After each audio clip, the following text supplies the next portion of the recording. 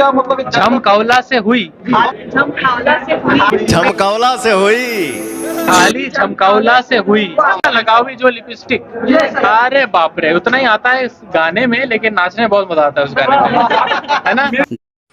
Hello guys, तो कैसे हैं आप लोग? आई होप आप लोग अच्छे होंगे। तो आप सबको बता दूं, पावर स्टार पवन सिंह का फैन मिथुन चक्रवर्ती का बेटा नवासी चक्रवर्ती मैं बहुत बड़ा फ़ैन है जी। हमारे दोस्तों बोल रहा है मिथुन चक्रवर्ती का बेटा अपने बैड बॉय मूवी का प्रमोशन में गया था पटना, वहीं पे कई सारा इंटरव्यू हुआ तो वहीं पे बोल रहा था।